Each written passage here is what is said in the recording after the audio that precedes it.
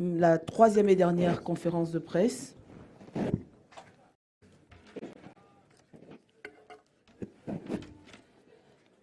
Quatre questions pour l'entraîneur Aliou Cissé. Là-bas. Le micro derrière.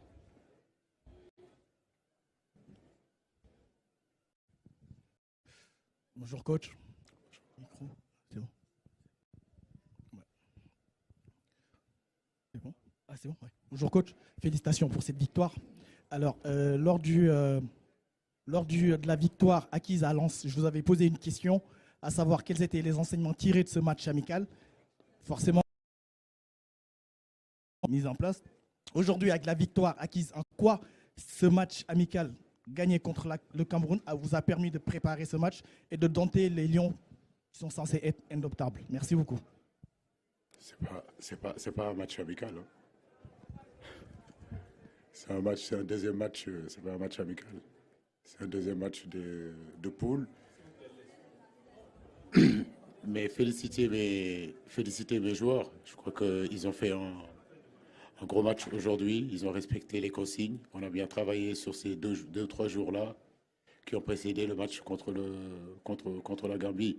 Je crois qu'ils ont été réceptifs tout le long du match. On a pratiquement contrôlé le match. On a eu quelques frayeurs quand ils ont verticalisé en deuxième période. Mon seul regret aujourd'hui, c'est d'avoir pris ce but-là sur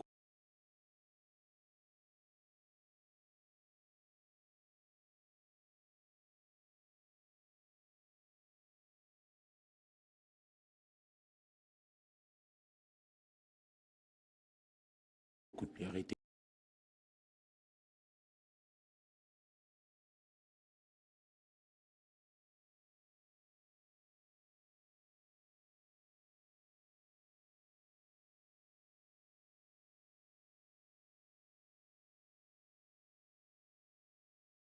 Qui est synonyme en réalité de qualification en huitième de finale.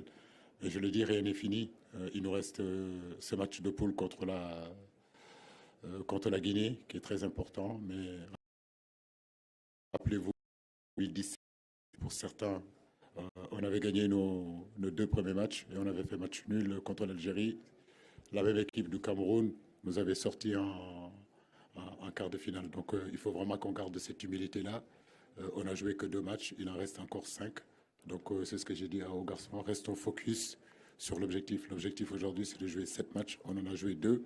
Rien n'est fait, rien n'est fait encore. Nous allons continuer encore à travailler et garder l'humilité. Bonsoir coach, Moustapha Sadio. Juste là. Félicitations déjà pour cette victoire-là. On sait que c'est difficile en fait en Afrique de conserver un titre. Au-delà des choix tactiques payants que vous faites depuis le début de cette compétition, on a vu la position d'Abdou Diallo lors du premier match et tout. Est-ce qu'au-delà de ça, qu'est-ce qui anime vraiment cette équipe-là pour être aussi sérieux? On l'a rarement vu aussi sérieux et surtout avoir autant faim pour, on va dire, tuer le match, tuer le suspense.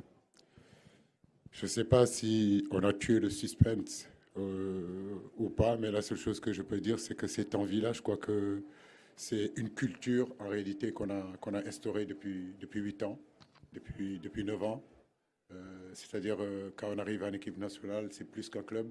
Quand on arrive en équipe nationale, c'est beaucoup plus de détermination. Quand on arrive à l'équipe nationale, c'est de comprendre qu'il y a plus de 17 millions, plus les 24 millions de Sénégalais qui sont partout dans le monde qui nous suivent. On a cette chance-là, donc on ne peut pas les décevoir. Et à chaque fois, on essaie de faire de notre mieux. Il y a l'expérience aussi. On sait qu'on a vécu des moments difficiles aussi depuis 8 ans, des échecs, des victoires. Ce sont justement tout ça qui constitue une équipe, qui forme la mentalité d'une équipe. On a appris de nos échecs et on continue encore à apprendre. Mais en réalité, la mentalité, comme on le dit, Manko Outindamli, je ne cesserai de le dire, ça commence par les joueurs. C'est cette solidarité qu'on a dans les moments difficiles de faire front. Mais comme je le dis, le football reste le football. Aujourd'hui, on a gagné. Le Cameroun a perdu. Ça n'enlève rien du tout des qualités des Camerounais. Et je suis sûr et certain qu'ils se battront pour au moins finir deuxième ou troisième de cette poule-là. Les 2 dernières questions. Allez-y. Bonjour coach. C'est Ousmane Geneweb. On a vu un repositionnement de vos joueurs, notamment dans le milieu, et vous avez un peu aussi laissé le ballon à l'adversaire. Est-ce un choix ou c'était la qualité de l'adversaire qui vous a poussé à un peu jouer de ça? Vous savez, il fait très chaud ici en Côte d'Ivoire et à Yamoussoukro. Il y a aussi cette intensité-là. On ne peut pas le tenir toute une rencontre. Donc, on avait décidé, en tout cas, au début, de rester vraiment bloc médian. Il nous permettait de sortir, de presser. Ça a plutôt marché, on a été solide, on ne les a pas laissés rentrer dans notre bloc. La seule solution qu'ils avaient, c'était de verticaliser. Mais quand ils verticalisaient, on était en dessous du ballon et des deuxièmes ballons. Ça nous permettait d'être rapidement en transition. Je pense que le plan a fonctionné, les joueurs ont adhéré. Effectivement, on n'est pas un joueur, on n'est pas une équipe qui attend. Voilà. Donc d'habitude, on a une équipe qui avance, qui va. Pour des années aussi, on a appris parce que les équipes savent qu'on vient les chercher. Maintenant, on amène autre chose qui fait que aujourd'hui, ça a marché. J'espère que ça continuera encore. La dernière. Bonsoir, coach. Bonsoir. Bravo pour la performance. Avec votre ami Rigo et le Cameroun, vous aviez le passif de la finale de 2002 à solder. Est-ce qu'après cette victoire, vous vous dites que vous avez votre revanche? Non. Je le dis et je le répète encore, le Cameroun reste le Cameroun. En 2002, effectivement, on avait perdu, mais je le dis encore, on est cherché notre premier trophée continental en terre camerounaise. Donc ça veut dire que le Cameroun et le Sénégal, c'est les mêmes nations de football. À côté de ça, Rigo fait du bon boulot. Aujourd'hui, il n'a pas eu la chance de gagner. Ça n'enlève rien du tout de ses qualités d'entraîneur. Mais ce que je veux souligner seulement, c'est que le Cameroun a changé aussi de joueurs, de profil de joueurs. Aujourd'hui, ce n'est plus Eto'o, ce n'est plus Foué, ce n'est plus Jérémy Nitap, ce n'est plus Kala derrière, ce n'est plus Tchato. Donc ces joueurs robustes, ces joueurs qui sont dans l'impact, je crois que le Cameroun a aujourd'hui d'autres profils de joueurs qu'il faut rapidement s'adapter parce que c'est des joueurs qui aiment le ballon, qui veulent jouer, qui ne sont pas dans l'impact comme leurs aînés. Donc c'est pareil au Sénégal. Nous, à notre époque aussi, c'était comme ça. On était vraiment dans l'impact. S'il y a une chose qu'on a progressé en réalité et être au niveau des Camerounais sur ces dernières années, c'est l'impact physique. Ça, les Camerounais nous l'ont toujours montré.